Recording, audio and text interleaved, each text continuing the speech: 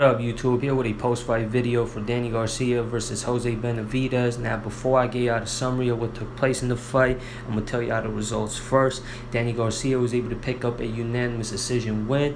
I personally had the fight score 117 to 111 in favor of Garcia. So that goes to show you it was pretty much a one-sided fight. Danny Garcia was too quick, too precise, and technically better. I did say leading up to this fight in the prediction video that Danny Garcia is fundamentally and technically the better fighter when it comes to skill for skill when compared to Jose Benavidez.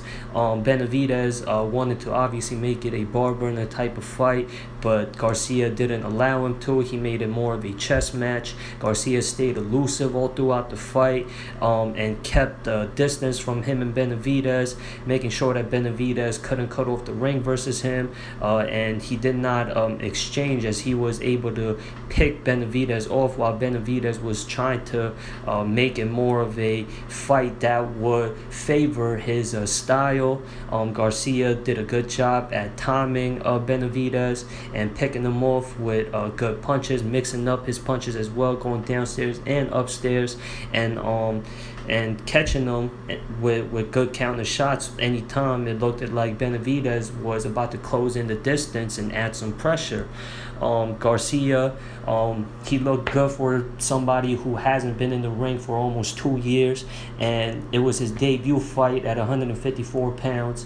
Obviously, Danny Garcia did start off at 140 pounds and then eventually moved up to 147, and now in his debut fight, he took on somebody who started off at 147 pounds, but as y'all saw in the ring last night, that Benavidez, when compared to Garcia, stature-wise, he is a much bigger man, but Garcia showed superiority when it came to precision punching, putting his punches together, and definitely when it came to speed and fundamentals, Garcia showed superiority when it came to those skills in the ring, and definitely showed good signs of ring generalship in the ring in his performance last night.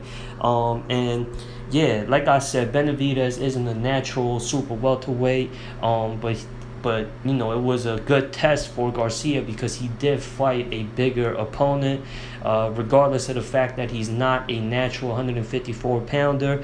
As this victory comes about for Danny Garcia, he's obviously going to continue fighting at 154 pounds, and after last night, when he passed the test versus Benavidez in his debut at super welterweight, this only means that he's going to fight more opponents, more worthwhile opponents at 154 pounds, and guys that could potentially be next for Danny Garcia to take on are going to be natural 154 pound fighters. Tony Harrison, who was ringside, former 154 pound world champion, who's the only man that gave Jermell Charlo his 1L in his career. It was highly questionable, a controversial decision for sure, which Charlo avenged that loss by knocking out Tony Harrison in the rematch.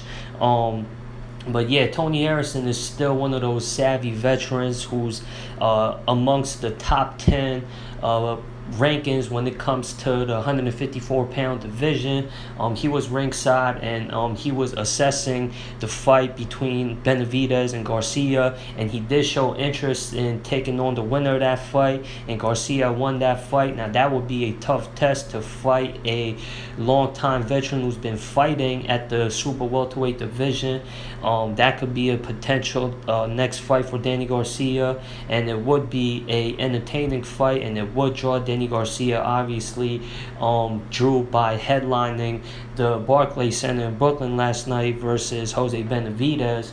And Tony Harrison, as far as he goes, he's at least amongst the boxing fans who are tapped into the sport of boxing, that's a well-known name as well. So if they were to put on a fight, that would be a successful fight as far as drawing power.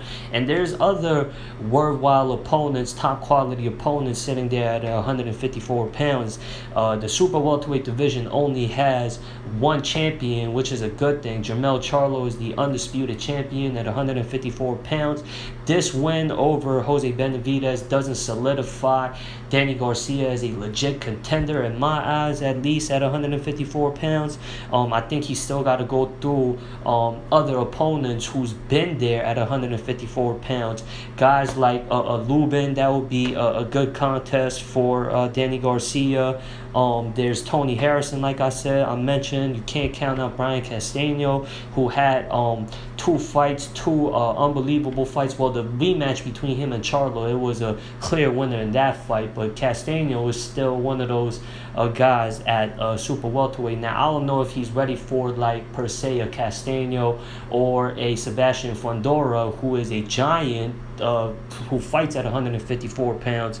I don't think he's ready for those guys yet, but like a Tony Harrison, a Lubin, that would be a Liam Smith even. That would be a good test for Danny Garcia. Those are guys who's been fighting at top level competition at 154 pounds.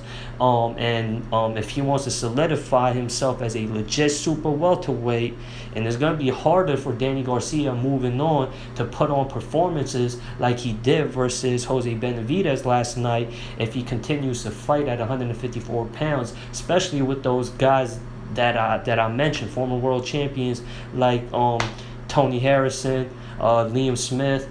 Those guys have been fighting at a top level at 154 pounds for some time now. And I think if he wants to earn the respect at the super welterweight division and potentially line himself up for a title shot versus the undisputed champion at 154 pounds, these are the names that he's got to go through, and these are the tests that he got to go through. Danny Garcia, I'm talking about, to solidify his position as a legit, serious top contender at 154 pounds. What he did in his prime at super lightweight and at welterweight, I mean, it's good for the legacy, but when we talking about the current days, it doesn't count, because what counts is what you're doing right now as a fighter, as a current active fighter. Once Danny Garcia is all said and done and he retires from the sport of boxing, he's going to go down as a legend for sure. For what he's accomplished at 140 and 147 pounds is unquestionable and undeniable. But if he wants to continue fighting and potentially become a three-time divisional champion, he's got to work his way up. I mean, I'm a Danny Garcia fan. I like his style. He's still good at counterpunching, and his chin holds up at 154 pounds. Like I said, if he Benavidez, he's a fierce fighter, and he does pack some heat when it comes to his power in his hands. And he was the much bigger guy when compared to Danny Garcia, and Danny Garcia reacted to his punch as well, like he does versus any other opponents he's ever faced. Danny Garcia's got one of the best chins in the sport, and he showed superiority when it comes to reflexes and speed, and he relies on his reflexes and his speed, especially when it comes to his counter-punching abilities. And Danny Garcia is a well-known counter-puncher. And he's gonna have that advantage. I mean, hopefully, he holds on to that reflex, because as time goes on and as age adds on, Danny Garcia's reflexes are going to slow down, and that's going to interfere with his good counterpunching ability.